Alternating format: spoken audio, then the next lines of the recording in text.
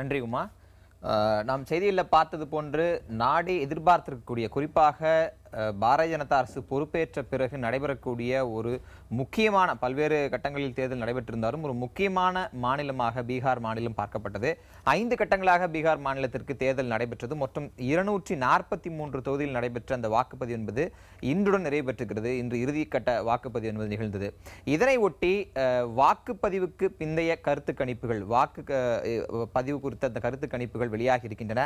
பல்வேறு கருத்து கணிப்புகள் வெளியாகி இருந்தாலும் நாம் ஒரு கருத்து கணிப்பை எடுத்து அது குறித்து அலசலாம் என்று நினைக்கிறேன். அந்த அடிப்படையில் மொத்தம் 243 தொகுதிகளுக்கு நடந்திருக்கக்கூடிய இந்த தேர்தலில் ஐக்கிய ஜனதா தளம், நிதிஷ்குமார் தலைமையிலான ஐக்கிய ஜனதா தளம், ராஷ்டிரிய ஜனதா தளம், காங்கிரஸ் உள்ளிட்ட அந்த மகாபந்தன் கூட்டணி என்பது 122 இடங்களை பிடிக்கும் என்று இந்த வாக்குப்பதிவுக்கு பிந்தைய கருத்து கணிப்புகள் தெரிவிக்கின்றன. அதே போன்று பாரதிய ஜனதா தலைமையிலான தேசிய ஜனநாயக கூட்டணி 111 இடங்களை பிடிக்கும் என்று கருத்து கணிப்புகள், அதாவது இந்த வாக்குப்பதிவுக்கு பிந்தைய கருத்து கணிப்பு முடிவுகள் தெரிவிக்கின்றன. இந்த முடிவுகளை பார்க்கும்போது ஆங்கிலத்தில் நெக் டு நெக் என சொல்லப்படக்கூடிய அளவில் மிக நெருக்கமான இடங்களை இந்த 2 கூட்டணிகளும் பெற்று இறுதிக்கட்டத்தில் ஒரு முக்கியமான பரபரப்பை நோக்கி இந்த முடிவுகள் செல்லும் என்ற எதிர்பார்ப்பை இந்த வாக்குப்பதிவுக்கு பிந்தைய கருத்து கணிப்பு என்பது உருவாக்கி இருக்கிறது. அதாவது ஐக்கிய ஜனதா தளத்தின் தலைமையிலான அந்த கூட்டணியில் காங்கிரஸ் கட்சி, ராஷ்டிரிய ஜனதா தளம் உள்ளிட்ட பல கட்சிகள் இருக்கின்றன. வாக்கு சதவீத அடிப்படையில் இந்த கட்சிகள் கடந்த காலங்களில் வாங்கிய வாக்கு சதவீத அடிப்படையை வைத்து பார்க்கும்போது இந்த கூட்டணி வெற்றியதற்கான அனைத்து வாய்ப்புகளும் இருப்பதாக ஏற்கனவே சொல்லப்பட்டன. அதன் ஒரு வழியாகவே, அதன் அடுத்த கட்டமாகவே அந்த கூட்டணிக்கு 122 இடங்கள் கிடைக்கும் என சொல்லப்பட்டிருக்கிறது. குறிப்பாக இந்த கூட்டணியை பற்றி பார்க்க வேண்டும் என்றால், பாரதிய ஜனதா கட்சியை வீழ்த்துவது என்கிற அடிப்படையில் தான் இந்த சமரச கூட்டணி என்றதை தமிழ்படுத்தலாம். ஹிந்தியில் இருக்கக்கூடிய பதத்தை தமிழ்படுத்தி பார்க்கும்போது சமரச கூட்டணி, அதாவது ஐக்கிய ஜனதா தளத்துக்குள்ளும் ராஷ்டிரிய ஜனதா தளமும் இருவேறு துருவங்களாக இருந்த கட்சிகள். காங்கிரஸ் கட்சியோடு அவர்களுக்கு பல காலங்களில் முரண்பாடுகளும் சில நேரங்களில் கூட்டணியும் என்று மாறி மாறி இருந்த ஒரு சூழலில் பாரதிய ஜனதாவை எதிராக வைத்து எதிர்களமாட வேண்டும் என்கிற ஒற்றை அடிப்படையில் இந்த கூட்டணி அமைக்கப்பட்டது. அந்த கூட்டணி 122 இடங்கள் வழங்கப்பட்டிருக்கின்றன. பிரதமர் நரேந்திர மோடி, பாரதிய ஜனதா தலைவர் அமித்ஷா உள்ளிட்ட பலரும் இறங்கி இந்த தேர்தலை மிக உன்னிப்பாக, ரொம்ப பர்சனலாகவே இந்த தேர்தலை எடுத்து இதற்கான இந்த வாக்கு பதிவு போன்றவற்றும் பிரச்சாரங்களிலும் தீவிரமாக ஈடுபட்டு வந்தார்கள். அப்படி ஒரு சூழலில் தேசிய ஜனநாயக கூட்டணி 111 இடங்கள் என சொல்லப்பட்டிருக்கிறது. மிக நெருக்கமான ஒரு எண்ணிக்கை தான் வந்திருக்கின்றன.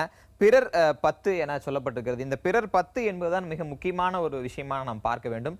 இது தொடர்பாக நம்மோடு அடுத்தடுத்த கட்டங்களில் பேசுவதற்கு பலரும் காத்திருக்கின்றனர். தற்போது நமது டெல்லி நேரத்திலிருந்து மூத்த செய்தியாளர், பிசினஸ் ஸ்டாண்டர்ட் செய்தியாளர் அதித்தி நம்மோடு காத்திருக்கிறார். அவரிடம் பேசலாம். மேடம் வணக்கம். இப்போ இந்த நெக் டு நெக் ஃபைட் வந்து பீகார்ல நடக்கும் அப்படின்னு தான் சொல்லப்பட்டிருக்கு. அந்த ரிசல்ட்ஸும் பார்த்தோம்னா ஜேடியு மகாபந்தன் கூட்டணிக்கு 122 இடங்கள் சொல்லப்பட்டிருக்கு. தேசிய ஜனநாயக 111 சொல்லப்பட்டிருக்கு. இவ்வளவு க்ளோஸா இதுக்கு முன்பு இது போன்ற இந்த நார்த்தன் ஸ்டேட்ஸ்ல, பீகார் போன்ற ஸ்டேட்ஸ்ல இது போன்ற எக்ஸிட் போல்ஸ், வாக்குப்பதிவுக்கு பிந்தைய கருத்து கணிப்புகள் வந்திருக்கின்றனவா, இல்லை இந்த கருத்து கணிப்பு எதை காட்டுது? இது வந்து அன்எக்ஸ்பெக்டடாக இல்லையே. நாங்கள் கொஞ்சம் இந்த மாதிரி ஸ்லெண்டர் மார்ஜின் போட்டு ஒரு கவர்மெண்ட் ஆகும், அதுதான் நாங்கள் எக்ஸ்பெக்ட் பண்ணுறோம். அந்த நீங்கள் சொல்கிறது 10 சீட்ஸ் இருக்குது, அதுதான் டிசைசிவாக இருக்கும். அந்த மாதிரி தான் இப்போ தோன்றுறது. இல்லை, நான் அதாவது இது ஏற்கனவே எதிர்பார்க்கப்பட்டது. 2 கூட்டணிகளுக்கும் இடையில ஒரு ரொம்ப நெருக்கமான ஒரு இது வரும்னு ஏற்கனவே அந்தந்த கட்சியில் வாங்கின வாக்கு வங்கி அடிப்படையில் நம்ம ஏற்கனவே பல ஊடகங்கள் கருத்து கணிப்புகள் எழுதியிருந்தாங்க, பல நாளிதழ்கள் எழுதியிருந்தது, தொலைக்காட்சி விவாதங்கள் எல்லாம் இடம்பெற்றிருந்தன. ஆனால் இந்த முடிவு செய்யக்கூடிய 10 அப்படிங்கிறது யாராக இருக்க வாய்ப்பு இருக்கின்றன? ஏன்னா பீகார் போன்ற இடங்களில் பல இடங்களில் சுயேட்சைகளுக்கு அதிக செல்வாக்கு இருக்கிற தொகுதியிலையும் நம்ம பார்க்கிறோம். இந்த முடிவு செய்யக்கூடிய 10 யாராக இருப்பார்கள்? இப்போ வந்து சீமாஞ்சல் ஏரியாவில் பப்பு யாதவ் ஒரு இருக்கார்.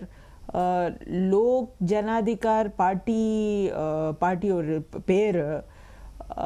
அவர் வந்து கிராஸ் பண்ணி ஆர்ஜேடி விட்டுட்டு தனியாக ஒரு பார்ட்டி லான்ச் பண்ணார். அவர் வந்து கொஞ்சம் டிசைசிவாக இருப்பார். அப்புறம் நிறைய கொஞ்சம் சின்ன பார்ட்டி இருக்குது. எல்லாரும் இண்டிபெண்ட் கூட இருக்கும். அதனால் யார் இந்த 10 யாருன்னு தெரியல. இல்ல இப்ப இந்த பிரச்சாரத்துல தேர்தல் எலெக்ஷன் கேம்பெயின்ல நிறைய விஷயங்கள் பேசப்பட்டது. இந்த பீகார் தேர்தல் தொடங்கும் போது பாரதிய ஜனதா கட்சி ஒரு அறுதி பெரும்பான்மை, அந்த கூட்டணி தேசிய ஜனநாயக கூட்டணி அறுதி பெரும்பான்மை பெறும் சொல்லப்பட்டது. ஆனால் இடஒதுக்கீடு பற்றிய பாரதிய ஜனதா கட்சி தலைவர்கள் கருத்துக்கள், RSS தலைவர்களின் கருத்துக்கள் போன்றவை வந்தபோது அதற்கு லல்லு பிரசாத் யாதவ், சரத் யாதவ் போன்றவர்கள்லாம் எதிர்த்து ரியாக்ட் பண்ணும்போது அந்த பிரச்சாரம் ரொம்ப தீவிரமாக களத்தில் இறங்குச்சு. இந்த ரிசர்வேஷன் ஒரு முக்கியமான போல் கீ பாயிண்டா இருக்கும் சொல்லப்பட்டது. ஆனால் இப்போ வந்திருக்க இந்த ரிசல்ட்ஸை பார்க்கும்போது ரொம்ப நெக் டு நெக் இருக்கு. அப்ப ரிசர்வேஷன் பத்தின பிரச்சாரங்கள், ரிசர்வேஷனுக்கு ஆதரவாகவும் எதிராகவும் நடந்த பிரச்சாரங்கள் பெருசா களத்துல பிரதிபலிக்கலன்னு எடுத்துக்கலாமா? இல்லை, இப்போ வந்து பீகாரில் காஸ்ட் வந்து ரொம்ப பெரிய இஷ்யூ. அதனால ரிசர்வேஷன் பற்றி எல்லாருக்கும் ரொம்ப டீப்பாக ரிசர்வேஷன் பற்றி ஆங்ஸைட்டி போச்சு. அதனால்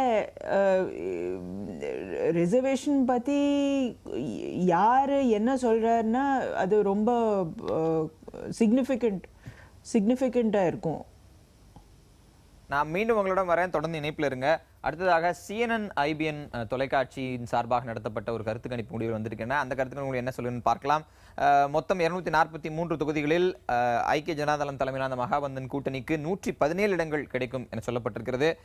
தேசிய ஜனநாயக கூட்டணிக்கு 120 இடங்கள் கிடைக்கும் என சொல்லப்பட்டிருக்கிறது. ஏற்கனவே பார்த்த அந்த டைம்ஸ் நவ் கருத்து கணிப்பிலிருந்து சற்று மாறுபட்டு இருக்கிறது. இந்த வித்தியாசம் வந்து கிட்டத்தட்ட 6 தொகுதிகளாக மாறி இருக்கு. அதாவது முடிவு செய்யக்கூடியவர்கள் இன்னும் ஒரு 6 தொகுதிகளாக மாறி இருக்கின்றன. குறிப்பாக நிதிஷ்குமார், லாலு பிரசாத் யாதவ், காங்கிரஸ் உள்ளிட்ட முக்கிய கட்சிகள் இருக்கக்கூடிய இந்த கூட்டணி 117 இடங்கள் என சொல்லப்பட்டிருக்கிறது. ஐக்கிய ஜனதாதளம், ராஷ்டிரிய ஜனதாதளம், காங்கிரஸ் உள்ளிட்ட அந்த ஒரு மகாபந்தன் கூட்டணிக்கு 117 இடங்களும், தேசிய ஜனநாயக கூட்டணி, பாரதிய ஜனதா கட்சி, ராம்விலாஸ் பாஸ்வான், மாஞ்சி மற்றும் சில இதர கட்சிகளோடு அமைக்கப்பட்ட தேசிய ஜனநாயக கூட்டணிக்கு 120 இடங்கள் கிடைக்கும் என சொல்லப்பட்டிருக்கின்றன.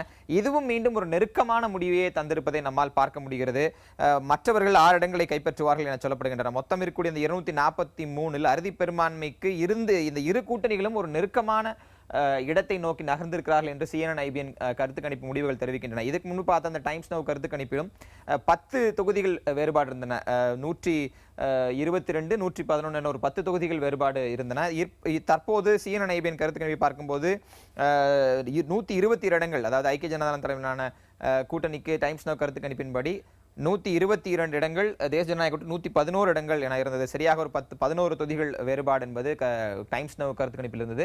CNN IBN கருத்து கணிப்பை பொறுத்தவரை மகாபந்தன் கூட்டணிக்கு 117 இடங்களும், தேசிய ஜனநாயக கூட்டணி 120 இடங்களும் வழங்கப்பட்டிருக்கின்றன. பிறர் 6 இடங்களை கைப்பற்றுவார்கள் என சொல்லப்படுகின்றன. ஏற்கனவே நம்ம செய்தியில் பார்த்த மாதிரி பப்பு யாதவ் தலைமையிலான கட்சிகள் பிற மாவோயிஸ்டுகளாக இருந்து பின்னர் ஜனநாயக ரீதியான தேர்தலை சந்தித்த சில அமைப்புகளைச் சேர்ந்தவர்கள் போன்றவர், சில சுயேட்சைகள் போன்றவர்கள் இந்த 6 தொகுதிகளை உள்ளடக்குவார்கள் என எதிர்பார்க்கப்படுகிறது. ஆனால் இந்த கருத்து கணிப்பிலும் ஒரு நெருக்கமான முடிவை இந்த இரு கூட்டணியிலும் சந்திக்கும் என சொல்லப்படுகிறது.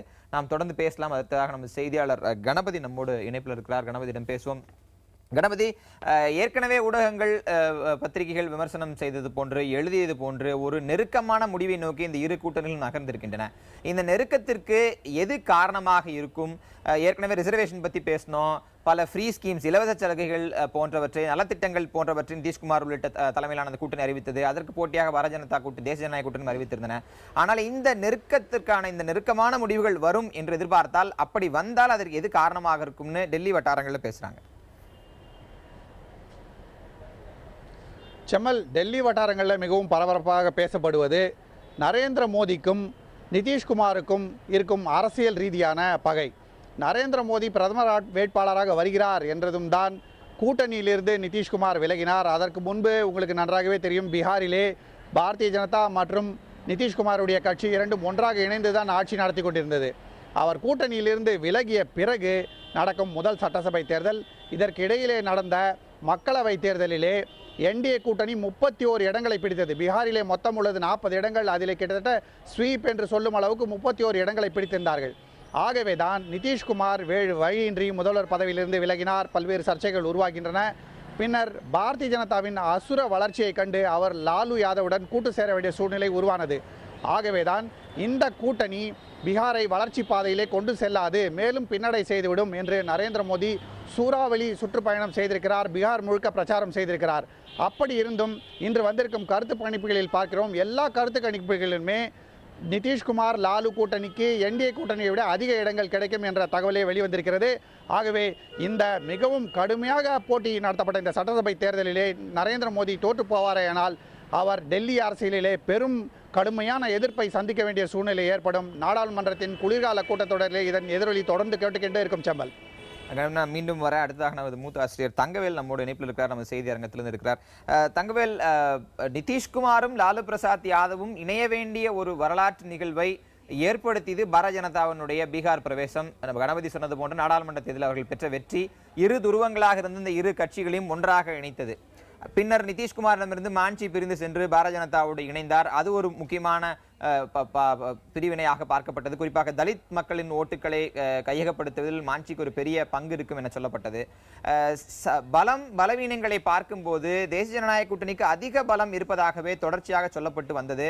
ஆனால் ஒரு குறிப்பிட்ட காலத்துக்கு பிறகுதான் மெகா கூட்டணியான அந்த மகாபந்தன் கூட்டணிக்கு வாய்ப்பு இருக்கும் என சொல்லப்பட்டது. ஆனால் இப்போதும் பெரிய வித்தியாசங்கள் இல்லாமல் இந்த முடிவு வந்திருப்பதை நீங்க எப்படி பார்க்குறீங்க? கண்டிப்பாக. இப்போ செம்மல், இந்த முடிவை பார்க்கும்போது இப்போது நீங்கள் ஒரு விஷயம் கவனிச்சிங்க அப்படின்னா, நிதிஷ்குமாரை பொறுத்தவரை கடந்த சில ஆண்டுகளுக்கு முன்பு வரை தேசிய ஜனநாயக கூட்டணியில் இருந்தால் டெல்லி அளவிலே மிக நெருக்கமாக அவர் டெல்லி அரசியலிலே மிக தீவிரமாக செயல்பட்டார். பாரதிய ஜனதா கட்சியோடு இணைந்து செயல்பட்டார். அதன் பிறகு மாநில அரசியலுக்கு திரும்பிய பிறகு அவர் திரும்பிய போது லாலு பிரசாத்தை மையமாக கொண்டுதான், லாலு பிரசாத்தை எதிர்த்து தான் தனது அரசியலை அங்கு அவர் முன்னெடுத்தார்.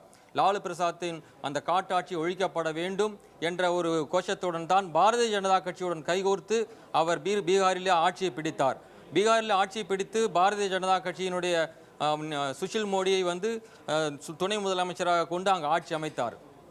ஆனால் நரேந்திர மோடி அவர்கள் டெல்லி அரசியலுக்கு வர ஆரம்பித்த போது அவர் பிரதமர் வேட்பாளராக அறிவிக்கப்பட்ட நிலையிலே அதை எதிர்த்து சிறுபான்மையினரின் வாக்குகள் உட்பட பல்வேறு வாக்கு வங்கியை மனதில் கொண்டு நரேந்திர மோடியை எதிர்க்க வேண்டிய ஒரு அரசியல் களத்தில் எதிர்க்க வேண்டிய நிலையில் அவர் ஒரு நிலைக்கு தள்ளப்பட்டார் நிதிஷ்குமார். இந்த நிலையில் தான் இப்போது சட்டப்பேரவை தேர்தலில் தனது அரசியல் எதிரியாக கருதப்படும் லாலு பிரசாத் யாதவுடன் கைகோர்க்க வேண்டிய நிலையில், அதாவது இன்னும் முன்பு பாரதிய ஜனதா கட்சியின் பக்கம் இருந்த நிலையில் தற்போது நிதிஷ்குமார் லாலு பிரசாத் பக்கம் வர வேண்டிய நிர்பந்தத்துக்கு நிதிஷ்குமார் தள்ளப்பட்டிருக்கிறார். செம்மல், திரு தங்கவேல், மீண்டும் உங்களுடன் தொடர்பு வரேன்.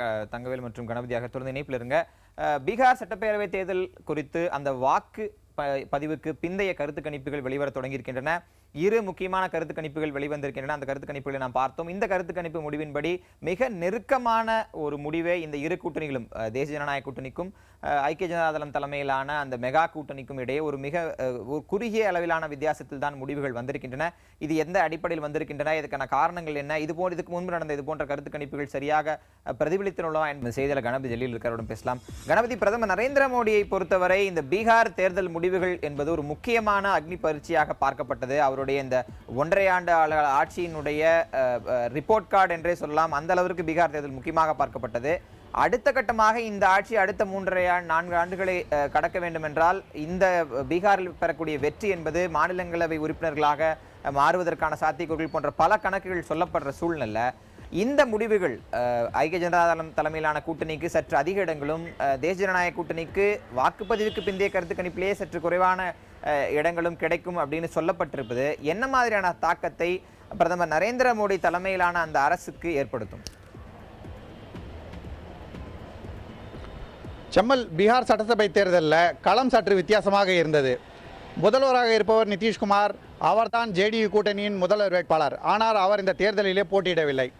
அதே போலவே பாரதிய ஜனதா கட்சியின் பீகார் மாநில தலைவராக இருக்கும் சுஷில் மோடியும் இந்த தேர்தலிலே போட்டியிடவில்லை.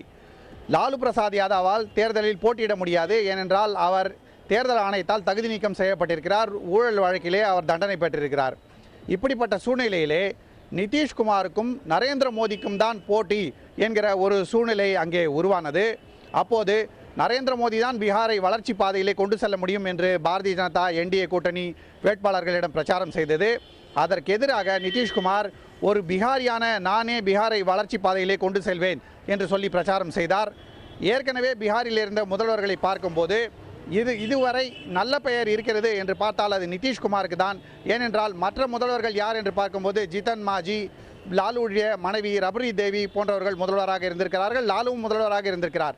அப்படிப்பட்ட சூழ்நிலையிலே அவர்களை பார்க்கும்போது நிதிஷ்குமார் நல்ல முதல்வர் என்கிற ஒரு பெயர் இருந்தது. இந்த நேரடி போட்டியிலே ஒருவேளை ஜேடியு கூட்டணி வெற்றி பெறுமானால் அதற்கான பெருமை நிதிஷ்குமாருக்கு தான் போய் சேரும். நிதிஷ்குமார் வெற்றி பெற்றால் பின்னர் எதிர்க்கட்சிகள் அனைத்தும் காங்கிரஸ் உட்பட பல்வேறு எதிர்க்கட்சிகள் ஒருங்கிணைந்து நரேந்திர மோடிக்கு கடும் நெருக்கடியை கொடுப்பார்கள். வரும் காலங்களிலே அவர் நாடாளுமன்றத்திலே அரசு செயல்பாட்டை கையாளுவது மிகவும் கடினமாகிவிடும். புதிய சட்டங்களை ஏற்றுவது, சட்ட திருத்தங்களை கொண்டு வருவது என்பது ஏற்கனவே கஷ்டமாக இருக்கிறது, இன்னும் சிரமமாக சூழ்நிலையாக மாறிவிடும். செம்மல் கணபதி, நான் தொடர்ந்து பேசுகிறேன். அடுத்ததாக அரசியல் விமர்சகர் சுமந்த் சி ராமன் தற்போது நமது தொலைபேசி இணைப்பில் இருக்கிறார், அவருடன் பேசலாம். சுமந்த், இந்த முடிவுகள் என்பது இந்த 1.5 ஆண்டுகால தேசிய ஜனநாயக கூட்டணியினுடைய இந்த மத்திய அரசின் பெர்ஃபார்மன்ஸ் ரிப்போர்ட்டாக இவர்களுடைய செயல்பாடுகளுக்கு வந்திருக்கக்கூடிய முடிவாக பார்க்கலாமா? இல்ல, அதுவும் ஒரு முழுமையாக அப்படி எடுத்துக்கொள்ள முடியாது. ஏன்னா சென்ற 2014 நீங்க அந்த ஓட் ஷேரை கூட்டினா கூட உங்களுக்கு தேசிய ஜனநாயக கூட்டணிக்கு 31 சீட் கிடைச்சது 40 சீட்ல 2014 நாடாளுமன்ற தேர்தலில். ஆனால் அப்போ ஜேடியு இந்த கூட்டணியில ஜேடியு தனியா போட்டிட்டாங்க. JDU plus RJD plus Congress அந்த வாக்கு விகிதத்தை சதவீதத்தை நம்ம கூட்டிருந்தாங்க. 2014லயே அவங்களுக்கு 28 சீட்டும் பிஜேபி கூட்டணிக்கு 12 சீட்டு தான் கிடைச்சிருக்கும். ஸோ இது அந்த அந்த அலையன்ஸ் அரித்மெட்டிக்னு பாதி சொல்லலாம். நரேந்திர மோடி அலை குறைந்திருக்கு அப்படிங்கிறதுக்கு இதுவும் ஒரு ஆதாரமாக எடுத்துக்கலாம். ஆனா வெறும் நரேந்திர மோடி மட்டும் குறைஞ்சிருக்குன்னு நம்ம சொல்ல முடியாது. எலெக்ஷன் அரித்மெட்டிக் பிளஸ் அந்த மோடி வேவினுடைய குறைவு. ஏன்னா நிச்சயமா ஜெயிக்கிறது மிகவும் கடினம். ஏன்னா அரித்மெட்டிக் வாஸ் லோடட் அகேன்ஸ்ட் தம். அது தாண்டி வர முடியல அப்படிங்கறது தான் இந்த எக்ஸிட் போல் காட்டுது. இல்ல, கணக்குகள், வாக்கு வங்கி கணக்குகள் இதெல்லாம் தாண்டி பிரச்சார நேரத்தில் சொல்லப்பட்டது என்னன்னா, நரேந்திர மோடியினுடைய அந்த பிரச்சார பலம் என்பது இங்கு நிச்சயம் ஒரு பலனை தரும் அப்படின்னு சொல்லப்பட்டது. பிரதான கட்சிகளான இருக்கக்கூடிய ஜேடியும் ஆர்ஜேடியும் ஒன்று சேர வேண்டிய ஒரு தேவையை உருவாக்கக்கூடிய சூழலை பாரதிய ஜனதா உருவாக்கி இருந்தது. இப்படியெல்லாம் நிகழ்ந்த போது அதிக அளவிலான வாக்குகள் வரும்னு தான் எதிர்பார்க்கப்பட்டிருக்கும், அதிக அளவிலான தொகுதிகள் வரும் தான் எதிர்பார்க்கப்பட்டது. ஆனால் இவ்வளவு ஷார்ப் டிஃபரன்ஸ் வருது, அதிலும் ஜேடியு தலைமையிலான அந்த மெகா கூட்டணி முன்னிலை பெறுகிறது அப்படின்னு வர்றதை ஏன் பெர்ஃபார்மன்ஸ் ரிப்போர்ட்டா பார்க்க முடியாது? வெறும் எலெக்ஷன் அரித்மெட்டிக்ஸ் அதை சுருக்கிற முடியுமா? இல்ல, வெறும் எலெக்ஷன் அரித்மெட்டிக் சொல்லவே இல்லை. 2 காரணங்கள் இருக்கு. அதாவது ஒரு காரணம் நிச்சயமாக எலெக்ஷன் அரித்மெட்டிக். ஏன்னா 2014 நரேந்திர மோடி அகில இந்திய அளவுல ஒரு மிகப்பெரிய ஒரு வரவேற்பு இருந்த வேளையிலேயே இந்த கூட்டணிகள் இந்த முறை எப்படி இப்ப அமைச்சிருக்காங்களோ அந்த மாதிரி அமைச்சிருந்தாக்க 28 seat Nitish Kumar plus RJD plus Congress தான் போயிருக்கும். அந்த மாதிரி ஒரு சூழல்ல இருக்கும் பொழுது இப்போ மோடியினுடைய அலையுடைய தாக்கம் குறைந்திருக்கிறது. நிச்சயமாக ஒரு மத்திய அரசு மீது ஓரளவுக்கு அதிருப்தி வந்திருக்கிறது. இதெல்லாம் சேர்ந்து நிதிஷ்குமார் ஆர்ஜேடி காங்கிரஸ் கூட்டணிக்கு இன்னும் ஒரு வலுவான ஒரு நிலையை ஏற்படுத்தியிருக்கிறது. இது 2 காரணம். ஒண்ணு மோடியினுடைய அரசு மீது இருக்கும், அதாவது அந்த பெரிய நம்பிக்கை இருந்தது, அது குறைஞ்சிட்டு வர்றதுக்கான ஒரு அறிகுறி. நிச்சயமாக அதை எடுத்துக்கொள்ள வேண்டும். 2வது எலக்ட்ரல் அரித்மெட்டிக்கும் அவங்களுக்கு அகேன்ஸ்டா அந்த அலையன்ஸ் ஃபார்ம் ஆன உடனே அவங்களுக்கு ஒரு கடினமான விஷயமாக தான் அமைஞ்சது. 2 காரணம். நன்றி சுமந்த் ராமன், இணைப்பில் வந்ததுக்கு நன்றி. அடுத்ததாக இந்தியா டுடே நடத்தியிருக்கக்கூடிய அந்த கருத்து கணிப்பு முடிவுகளை நாம் பார்க்கலாம். நம்மிடம் அந்த கருத்து கணிப்பு முடிவுகள் இருக்கின்றன.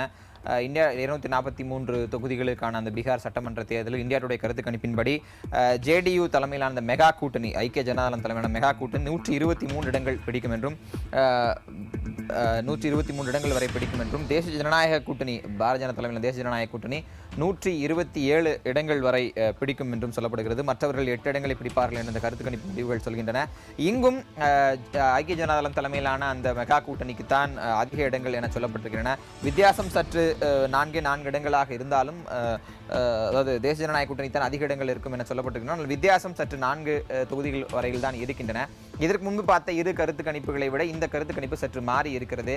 தேசிய ஜனநாயக கூட்டணிக்கு சற்று கூடுதல் 4 இடங்கள் கூடுதலாக கிடைக்கும், மற்றவர்கள் 8 இடங்கள் என சொல்லப்பட்டிருக்கின்றன. அடுத்ததாக நியூஸ் எக்ஸ் தொலைக்காட்சி நடத்தியிருக்கக்கூடிய அந்த கருத்து கணிப்பு முடிவுகள் என்ன என்று பார்க்கலாம். அந்த அடிப்படையில் அந்த கருத்து கணிப்பு முடிவுகள் இதுவரை இருந்ததை விட சற்று மாறுதலாக வந்திருக்கின்றன. ஐக்கிய ஜனதாதளம் தலைமையிலான அந்த கூட்டணிக்கு 140 இடங்கள் கிடைக்கும் என்றும், பாரதிய ஜனதா தலைமையிலான தேசிய ஜனநாயக கூட்டணிக்கு 100 இடங்கள் மட்டுமே கிடைக்கும் என சொல்லப்பட்டிருக்கின்றன. இதுவரை வந்த கருத்து கணிப்புகளிலேயே இதுதான் முக்கியமான கருத்து கணிப்பு. கிட்டத்தட்ட 40 இடங்கள் ஐக்கிய ஜனதாதளம் தலைமையிலான அந்த மெகா கூட்டணி முன்னிலை பெற்றிருக்கிறதை காட்டியிருக்கிறது. இதுக்கு முன்பு வந்ததெல்லாம் 4 முதல் 6 இடங்கள் வரை முன்பின் இருக்கக்கூடிய அந்த அளவிலேயே 4 முதல் 10 இடங்கள் இடங்கள் வரை குறிப்பாக முன்பின் இருக்கக்கூடிய ஒரு சூழலையே சொல்லி வந்தது. ஆனால் இந்த கருத்து கணிப்பு முடிவு சற்று வித்தியாசமாக ஐக்கிய ஜனதா தலைமையிலான இந்த மெகா கூட்டணிக்கு 140 இடங்கள் கிடைக்கும் என்றும் பாரதிய ஜனதா தலைமையிலான தேசிய ஜனநாயக கூட்டணிக்கு 100 இடங்கள் மட்டுமே கிடைக்கும் என்று சொல்லப்பட்டிருக்கின்றன. மற்றவர்கள் 13 இடங்களை கைப்பற்றுவார்கள் என சொல்லியிருக்கிறது நியூஸ் எக்ஸ் கருத்து கணிப்பு. இதற்கு முன்பு இந்த times now, CNN, IBN, India today போன்ற கருத்து கணிப்புகள் மிக நெருக்கமான முடிவுகளோடு இந்த இரு கூட்டணிகளும் வெற்றி பெறும் என சொல்லியிருந்தது. அப்படி ஒரு சூழலில் இன்று வந்திருக்கக்கூடிய இந்த முடிவுகள், இந்த நியூஸ் எக்ஸினுடைய முடிவு சற்று வித்தியாசமாக பார்க்கிறது. எந்த அடிப்படையில் இந்த முடிவுகள் வந்திருக்கின்ற விளக்கங்களை அடுத்தடுத்த கட்டங்களில் பார்க்கலாம். அடுத்ததாக நமது மூத்த ஆசிரியர் தங்கவேல் நம்மோடு இணைப்பில் இருக்கிறார். அவரிடம் தொடர்ந்து பேசுவோம். தங்கவேல், இதுக்கு முன்பு பார்த்த India today, CNN, IBN, times now போன்றது ரொம்ப நெக் டு நெக் ஃபைட் சொல்லியிருந்தாங்க. ஆனால் நியூஸ் எக்ஸ் 140 இடங்கள் வரை JDU பிடிக்கும், NDAக்கு 100 இடங்கள் தான் அப்படின்னு சொல்லியிருக்காங்க. இது போன்ற விஷயங்களுக்கு சாத்தியக்கூறுகள் இருக்கின்றனவா? இல்லை, இப்போ இந்த கருத்து கணிப்புகளை பொறுத்தவரை நாம் எப்படி வேண்டுமானாலும் ஏற்படக்கூடிய ஒரு முடிவுகள் வருவதற்கான சாத்தியக்கூறுகள் இருக்கின்றன. குறிப்பாக சொல்லப்போனால் இப்போ 140 இடங்கள் தேசிய ஐக்கிய ஜனதா தள கூட்டணிக்கு கிடைக்கும் என்று இருக்கிறது. என்ன காரணம் என்னவென்றால், இதற்கு பல்வேறு காரணங்கள் கூறப்படும் நிலையிலே இன்னும் நிதிஷ்குமாருக்கு இருக்கும் அந்த நல்ல பெயர், அவரது ஆட்சி காலத்திலே மக்களுக்கு பெரும்பான்மையான வளர்ச்சி திட்டங்கள் நிறைவேற்றப்பட்டன. பல ஆண்டுகள் வளர்ச்சி திட்டங்களை நிறைவேற்றப்படாமல் லாலு தலைமையிலான ஆட்சியின் கீழ் பல ஆண்டுகள் பீகார் கவனிக்கப்படாமலே இருந்த சூழ்நிலையில் மக்களுக்கு பல்வேறு நலத்திட்டங்கள் நிறைவேற்றப்பட்டன, அடிப்படை கட்டமைப்பு வசதிகள் மேம்படுத்தப்பட்டன, பீகார் மக்களின் வாழ்வாதார நிலை உயர்த்தப்பட்டது, அவருடைய சராசரி வருமான விகிதம் உயர்ந்தது என்று பல்வேறு காரணங்களின் அடிப்படையில் இந்த முடிவு வந்திருக்கலாம் என்று எதிர்பார்க்கலாம். செம்மாள். தங்கவேல், நான் தொடர்ந்து மீண்டும் வர அடுத்ததாக அதித்தி நம்மோடு இருக்கிறார். மேடம், அதாவது நியூஸ் எக்ஸ் கருத்து கணிப்பு 140 இடங்கள் சொல்லுது. ஐக்கிய ஜனதா தளம் தலைமையிலான மெகா கூட்டணிக்கு 140 இடம் அப்படின்னு சொல்றாங்க.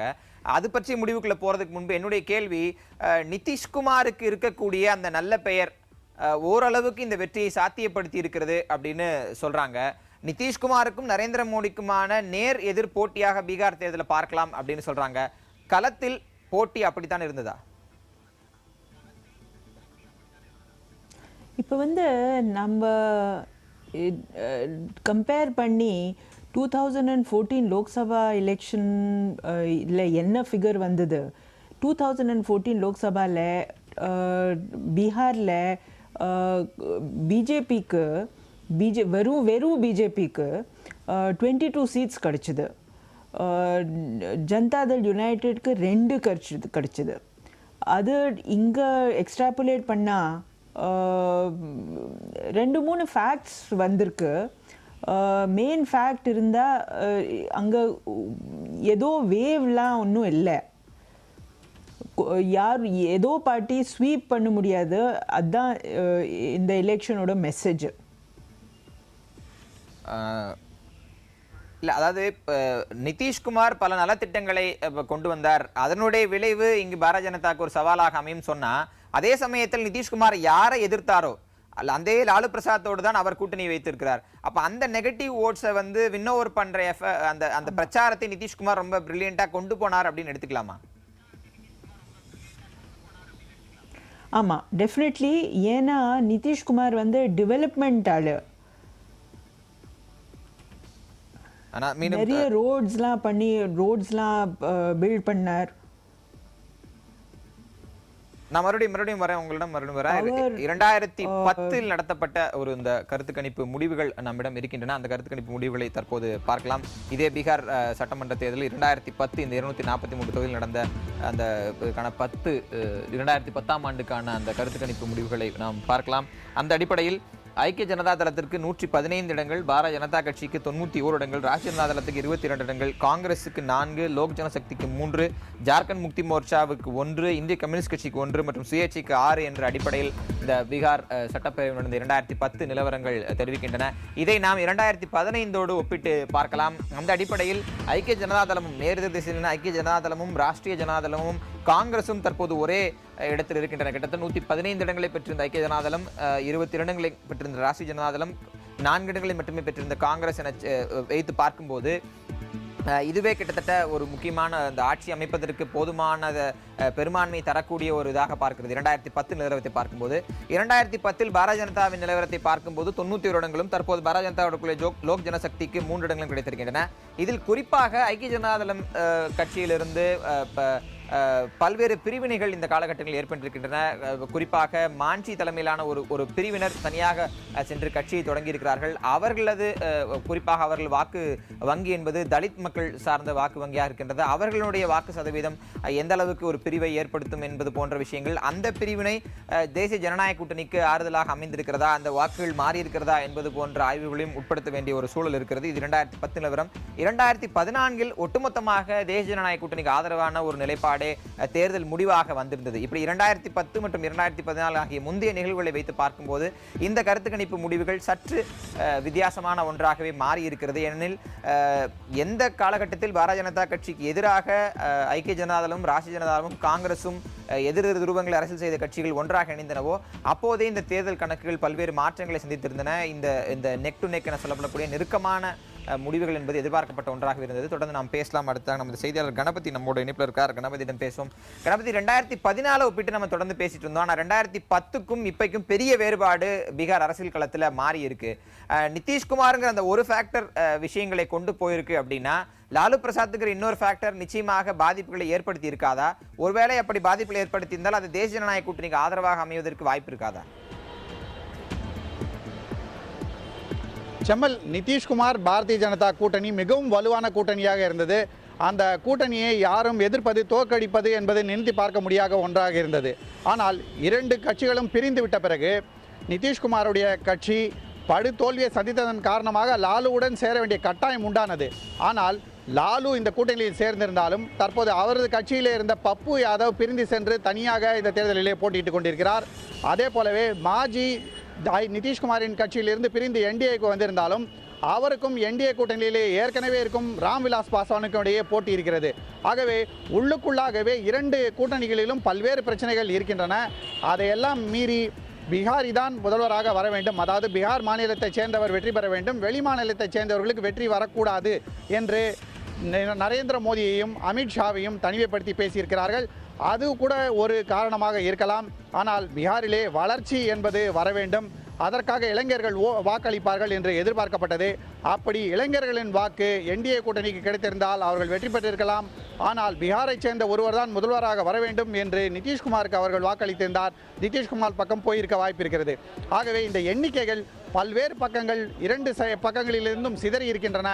ஆகவே எந்த எண்ணிக்கை யாருடன் எப்படி சேர்ந்திருக்கிறது என்பது சொல்வது மிகவும் கடினமான ஒரு சிக்கலாக இருக்கிறது. செம்மல், தொடர்ந்து பேசலாம். கடந்த அடுத்ததாக மூத்த பத்திரிகையாளர் மணி நம்மோடு இணைப்பில் இருக்கிறார்.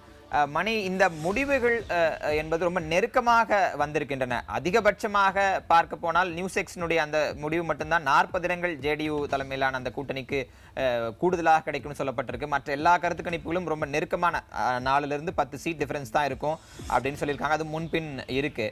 இவ்வளவு நெருக்கமான முடிவுகள் வருவதற்கு எது காரணமாகும்? அந்த குறிப்பிட்ட காரணி என்ன அப்படின்ற ஒரு கேள்வி முன்வைக்கப்பட்டால் உங்கள் பதில் என்ன? ஆமாம், இது நிதிஷ்குமார் அரசாங்கத்தின் செயல்பாடுகளுக்கு கிடைத்த வெற்றின்னு தான் நம்ம பார்க்கணும். ஏன்னா ஒரு இன்கம்பண்ட் சீஃப் மினிஸ்டர் மறுபடியும் தேர்ந்தெடுக்கப்படுவது என்பது கண்டிப்பாக மக்களுக்கு அந்த அரசின் மீது இருக்கக்கூடிய நம்பிக்கை தெளிவாக்குகிறது. மோடியை மக்கள் பெரிய அளவில், அதாவது நிதிஷ்குமார் அன்சீட் பண்ற அளவுக்கு மோடியை மக்கள் ஏற்றுக்கொள்ளவில்லை என்பதை தான் காட்டுகிறது. இந்த எல்லா கருத்து கணிப்புகளுமே எக்ஸிட் போல்ஸ்ல கிட்டத்தட்ட ஒரு விஷயத்தை இண்டிகேட் பண்றாங்க. அதாவது நிதிஷ்குமார் ஆட்சியை தக்க வைத்துக் கொள்வார், பிஜேபியால் ஆட்சியை பிடிக்க முடியாது. யூஸ்வலா இந்த மாதிரி எக்ஸிட் போல்ஸோட விஷயங்கள்ல பாத்தீங்கன்னா ஒப்பீனியன் போலோட எக்ஸிட் போல்ஸ் துல்லியமா இருக்கும். அந்த டைரக்ஷன் எந்த பக்கத்துல இருக்குன்றத எல்லா ஒப்பீனியன் போலும் எக்ஸிட் போலும் காட்டும். ஒரே மாதிரி எல்லா எக்ஸிட் போலும் நிதிஷ்குமார் ஆட்சியை தக்க வைத்துக் கொள்வார் என்று சொல்லுவதனால் நான் நினைப்பது கிட்டத்தட்ட அப்படித்தான் இருக்கும் என்று தான் நினைக்கிறேன். இதற்கான காரணங்கள் ரொம்ப ஆழமாக பேச வேண்டியதாக இருக்கும். இது முக்கியமாக நாம் கவனிக்க வேண்டியது, அரசியல் ரீதியாக ஆட்சியை பீகாரில் பிடிக்க முடியாவிட்டால் அது தேசிய அரசியலில் கண்டிப்பாக ஒரு மோடிக்கு பின்னடைவை ஏற்படுத்தும். அதை பற்றித்தான் நாம் பேச வேண்டும் என்று நினைக்கிறேன். இல்ல, தேசிய அரசியலில் இந்த 1.5 ஆண்டு கால ஆட்சியினுடைய ஒரு ரிப்போர்ட் கார்டாக பீகார் தேர்தலில் பார்க்கலாம்னு ஏற்கனவே பல பத்திரிகைகள் தலையங்கங்கள் எழுதின, அரசியல் விமர்சகர்கள் தங்கள் பார்வையை முன்வைத்திருந்தார்கள். அப்படி ஒரு ரிப்போர்ட் கார்டாக இதை பார்ப்பதற்கான வாய்ப்பு இருக்கா? ஏன்னா 2 விஷயங்கள் சொல்லப்படுகிறது. ஒன்று, இந்த அரசினுடைய செயல்பாட்டை மதிப்பிடக்கூடிய ஒரு வாய்ப்பாக பீகார் தேர்தலை பார்க்கலாம். அடுத்த கட்டமாக ராஜ்யசபா எண்ணிக்கையை கூட்ட வேண்டும், பல சட்டங்களை நிறைவேற்ற வேண்டும் என்ற அடிப்படையில் பல எண்ணிக்கையிலான அந்த சட்டமன்ற உறுப்பினர்கள் என்பது தேவைப்படக்கூடிய ஒரு சூழலில் பாரதிய ஜனதா கட்சிக்கு இது எந்த மாதிரியான தாக்கத்தை ஏற்படுத்தும்? கண்டிப்பாக பாரதிய ஜனதா கட்சிக்கு அரசியல் ரீதியாக இது தாக்கத்தை ஏற்படுத்தும். ஏன்னா பாலிடிக்ஸ்ன்றது வெறும் நம்பர்ஸ் மட்டும் கிடையாது, பர்செப்ஷனும் கூட. பீகாரில் ஒருவேளை பிஜேபி தோற்று நிதிஷ்குமார் ஆட்சியை தக்க வைத்துக் கொண்டால் மோடி தோற்கக்கூடிய இரண்டாவது பெரிய மாநிலம் பிரஸ்டீஜியஸ் ஸ்டேட்டாக இது இருக்கும். ஏன்னா டெல்லி அவங்க தோத்துட்டாங்க, மிக மோசமாக டெல்லியை தோற்றார்கள். அடுத்தது பீகார்ல அவங்க மோடியோட பாப்புலாரிட்டியை வச்சுதான் அங்க பிரச்சாரம் பண்ணாங்க. ஆனா பீகார் அவங்க கையை விட்டு போகுது, அவங்க கிட்ட பீகார் வரப்போறது இல்லைன்றது ஏற்கனவே தெரிந்த காரணத்தால் தான் பிஜேபி தலைவர்கள் பல விதங்களில் பேச ஆரம்பித்தார்கள். இந்த தேர்தல் மோடிக்கான அந்த ஒரு மேண்டேட் கிடையாதுன்னு பேசினாங்க. அமித்ஷா ஒருபடி மேல போய் பாகிஸ்தான்ல பட்டாசுகள் வெடிப்பார்கள்னு பேசினாங்க. இதெல்லாம் அவங்க தோல்வியை ஏற்கனவே சென்ஸ் பண்ணிட்டாங்கன்றதான் காட்டுது. ஆகவே நாம் புரிந்து கொள்ள வேண்டியது என்னன்னா மோடிக்கு தேசிய அளவில் ஒரு மாற்றாக நிதிஷ்குமார் உருவாவதற்கான வாய்ப்பாகவும் இந்த தேர்தலை நாம் பார்க்க வேண்டும். நிதிஷ்குமார் அடுத்த நாடாளுமன்ற தேர்தலில் ஒரு ரேலிங் பாயிண்டாக வரலாம். அதற்கான முக்கியமான ஒரு முன்னோட்டமாகத்தான் பீகார் தேர்தலை ஒருவேளை இந்த எக்ஸிட் போல் சொல்வது போல் முடிவுகள் அமைந்தால் நாம் எடுத்துக்கொள்ள வேண்டும். நன்றி மணி. இணைப்பில் வந்து கருத்துக்களை வந்ததுக்கு நன்றி. பீகார் சட்டப்பேரவை தேர்தல் 5 கட்டங்களாக நடைபெற்ற அந்த வாக்குப்பதிவுக்கு பிந்தைய கருத்து கணிப்பு முடிவுகள் வந்திருக்கின்றன. இதில் சில கருத்து கணிப்பு முடிவுகள் வெறும் நெருக்கமான ஒரு முடிவை தேசிய ஜனநாயக கூட்டணிக்கும் ஐக்கிய ஜனதாதளம் தலைமையிலான மெகா கூட்டணிக்கும் இடையே வரும் என்று சொல்கிறது. ஒரு சில கருத்து கணிப்புகள் அதிக அளவிலான இடங்களில் ஐக்கிய ஜனதாதள கூட்டணி வெற்றி பெறும் என்று சொல்லியிருக்கின்றன. ஏற்கனவே நமது செய்தி ஆசிரியர்களும் நமது இணைப்பில் வந்த அரசியல் விமர்சகர்களும் சொன்னது போன்று நிதிஷ்குமார் மற்றும் பிரதமர் நரேந்திர மோடிக்கு இடையிலான ஒரு நேரடி போட்டியாக பார்க்கப்பட்ட இந்த பீகார் தேர்தல் எந்த முடிவுகளை தரப்போகிறது, இந்த கருத்து கணிப்பு முடிவுகள் அப்படியே சரியாக முறையில் தேர்தல் முடிவுகளாக எதிர்த்தால் அது ஆளுகின்ற பாரதிய ஜனதா அரசுக்கு எந்த மாதிரியான நெருக்கடிகளை தரப்போகிறது என பல கேள்விகளை உள்ளடக்கி இருக்கின்றன. தேர்தல் வாக்குப்பதிவு குறித்த உடனுக்குடனான தகவல்களை புதிய தலைமையில் நீங்கள் தொடர்ந்து பார்க்கலாம். இணைப்பில் வந்ததற்கு மூத்த ஆசிரியர் தங்கவேல் மற்றும் மூத்த செய்தியாளர் கணபதி ஆகியோருக்கு நன்றி, செய்தியாளர் அதிதி ஆகியோருக்கு நன்றி. தொடர்ந்து மற்ற செய்திகளுக்கு இணைந்திருங்கள் புதிய தலைமுறை.